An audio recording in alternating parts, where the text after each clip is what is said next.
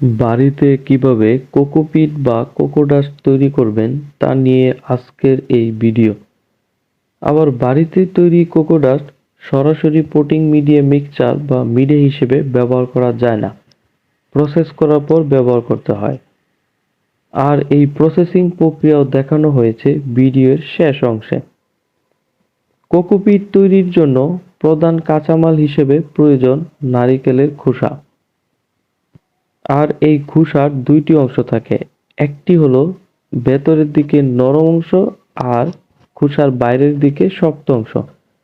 Cocopeat তৈরির জন্য খোসার শুধুমাত্র নরম অংশ ব্যবহার করতে হয়, শক্ত অংশ বাদ দিতে হয়।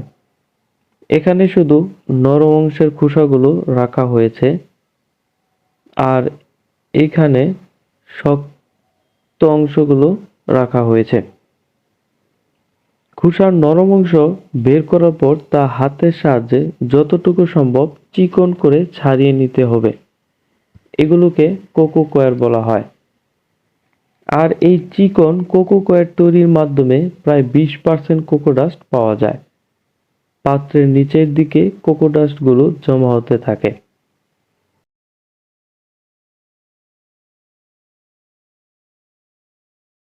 এরপর আরও কোকোডাস্ট আলাদা করার জন্য কোকো কয়ারগুলোকে একটি ব্যাগে ভরে নিয়ে হাতুড়ি বা কাঠের সাহায্যে আঘাত করতে হবে। বেশ কিছুক্ষণ সময় আঘাত করার মাধ্যমে আরও প্রায় 20% কোকোডাস্ট পাওয়া সম্ভব।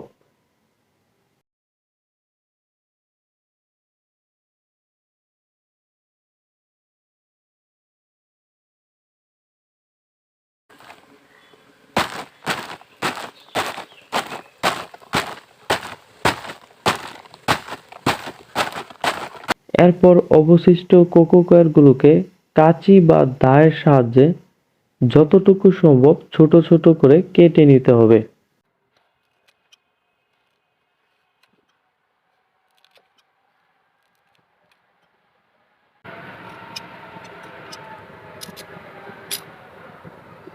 এই তিনটি প্রক্রিয়া শেষ করার মাধ্যমে প্রায় 80% কোকোডাস্ট সংগ্রহ করা সম্ভব হয়।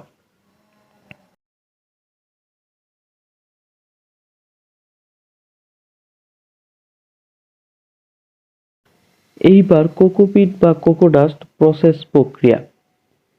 প্রসেসিং করার জন্য কোকোডাস্টগুলোকে পানিতে ভিজিয়ে রেখে দিতে হবে ন্যূনতম 15 থেকে 20 দিন। 20 দিন ভিজিয়ে রাখার পর কোকোপিটের কালার অনেকটা কালচে বাদামি রঙের হয়ে যাবে।